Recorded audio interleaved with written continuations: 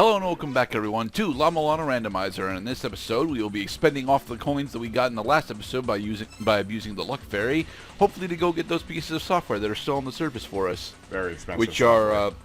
Which are Death Village and Rose and Camellia, I think. And if we actually do get Rose and Camellia, that means we should have the Rancy and Mechary Wrong combo that allows our weapons that are not the whip class weapons to do an additional point of damage, which is very nice. Giving bones to specific weapon types. Well, my hammer is going to be way more useful from now on in Paper Mario 2. And let me tell you something, that hammer gets stupidly powerful. Isn't the hammer one of the most steroided attacks that Mario gets? His jumps get pretty steroided. You can get consecutive bounce jumps as long as you get the quick time event right, and you got to hit the jump button as soon as the attack lands. And I think you could get like 18 points in a row depending on the defense of your opponent. I mean, if you've got 0 defense enemies, yeah, you could totally just knock them out just like that. I know that Super Jump technically has almost infinite jumps on it. Yeah, it's multi-bounce. No, it's either multi. I think it's power bounce. Actually, power bounce is the one that lets you hit repeatedly. But there are ones that are a lot less difficult that do the same amount. I mean, when you do the hammer, for instance, it's especially useful on enemies that have defense, so you get used to just whacking everything. Give it piercing and plus damage and any detriments that make Mario weaker, for instance. And yeah, you will whack the fuck out of people all the time. And let's give him a hand! Yes. I don't actually know what those particular enemies are called, but I just...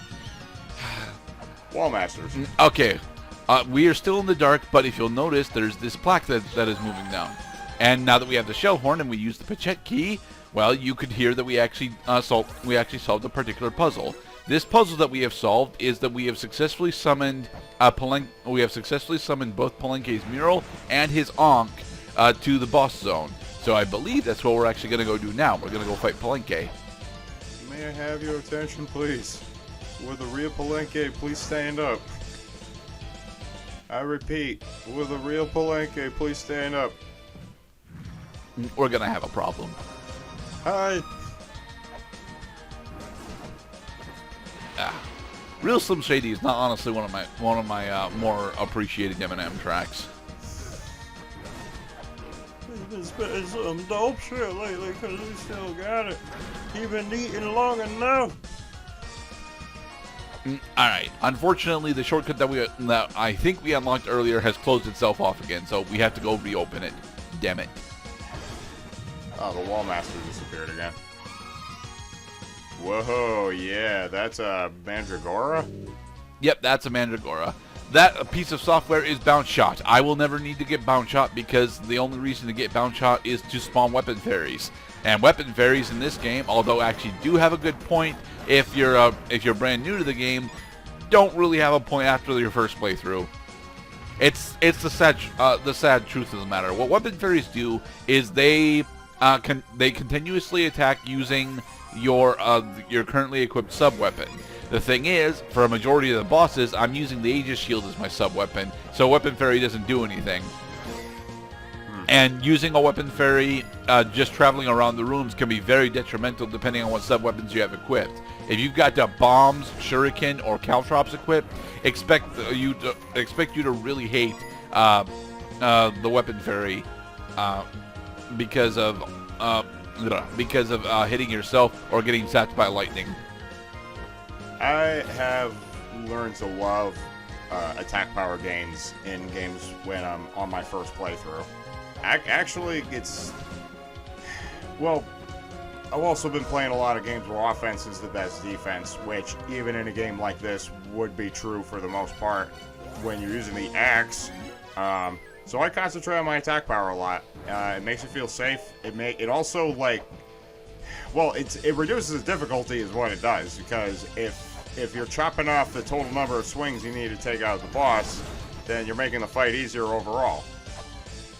That's how it's supposed to work, but it doesn't actually work that well with the weapon fairies because a majority of the bosses are in locations where weapon fairies can't really assist you that much. Specifically, V and one of the other bosses that we've not actually fought yet are virtually immune to weapon fairy.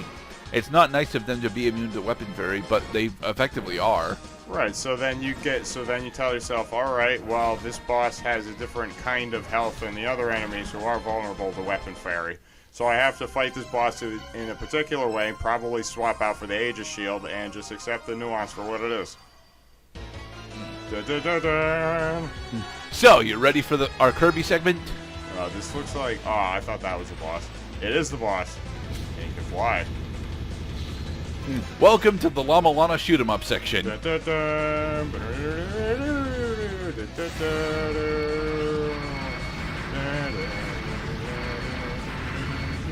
Now, the only part of Palenque that is actually damageable is his head. Now, this is very bad for us because it means that we cannot actually go melee him with our super-powered axe. I mean, it is definitely possible to get into melee range with him, but I think the only weapon that actually works well enough for that is the katana, and we don't actually have the katana yet, so...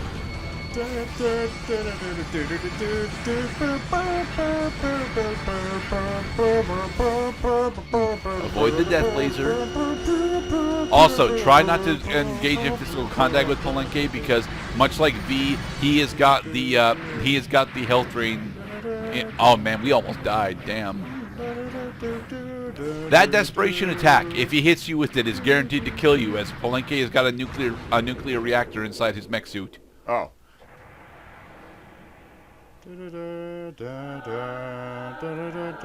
But there, we have successfully slain Palenque. Woohoo!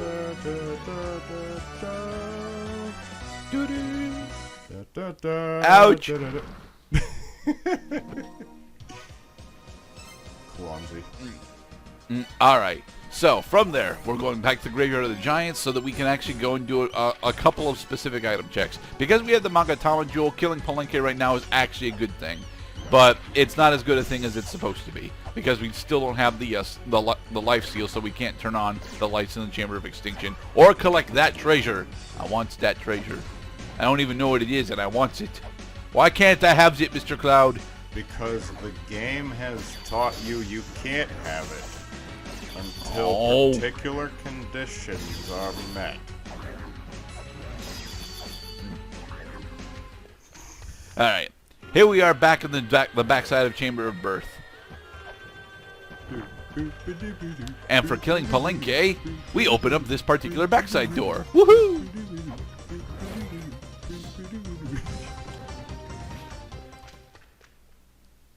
Alright, welcome to the far side of the Chamber of Extinction where the lights are already on, thankfully. And behold, Gozu and Mezu. Oh. This particular mini boss is honestly really simple. It's just that I'm not that good at fighting him. Turn on Rancy and Mechary.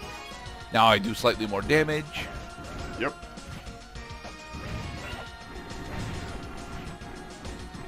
Get Blue off the battlefield. He's got less health.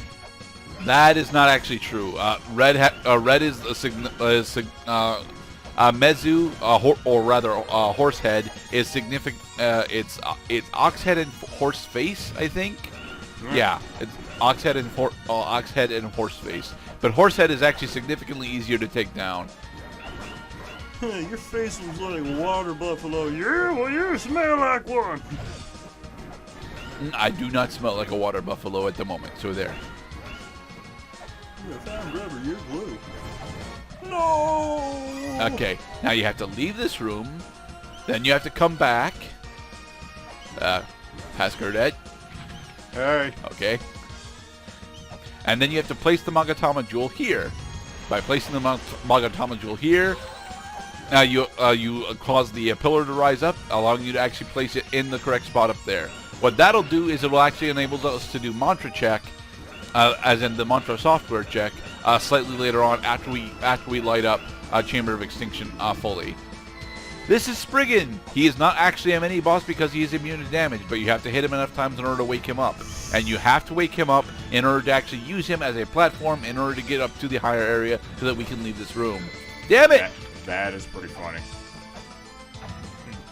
Thank you, Spriggan. Why'd you have to hurt me so low? Welcome to the backside of Surface.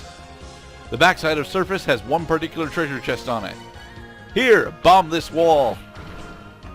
At last, it's mine. Behold the best weapon in the game, or rather the most powerful weapon. I still think the axe is actually the best weapon. But this is the Flail Whip. The Flail Whip does more damage, strikes faster, and has got a better hit arc than the axe does. So why do I say that the axe is still the best weapon in the game? Well, aside from the Spalder, the axe actually kills a majority of the bosses faster than the Flail Whip does, especially because the Flail Whip has this problem that it's only accessible for the most part behind a particular puzzle that you can fail to solve correctly. I agree that part of what makes a weapon good is the ease in getting it. Mm-hmm. And that's why I love the saw cleaver, because you fucking start with the saw cleaver, and it's, in my opinion, it is one of the best weapons, and I don't give a shit that you can blow me back with your full area of effect. You've been struck by lightning bullshit. Are they a smooth criminal, Mr. Cloud? The smoothest, actually. I've been killed by people who had no clothes on. I've been killed by people in one shot. I've been killed by people who counterattack me on the very first thing that I tried doing to them. Mind you, I've done that too, and it's pretty awesome. So I guess you just gotta be smooth because you want to be bad. Oh, do you want to be bad?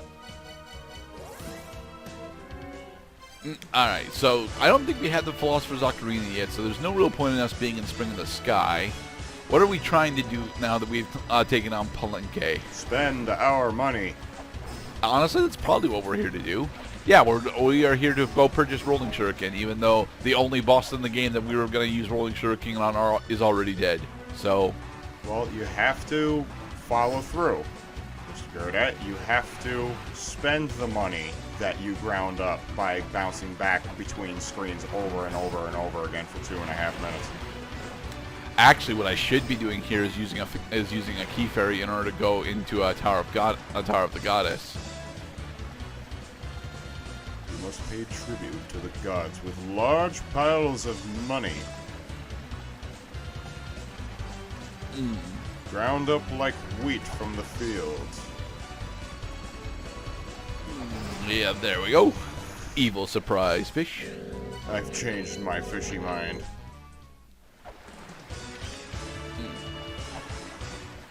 And that is the key fairy. Woot! Alright. So, with that, let us go over to Tower of the Goddess. Yes?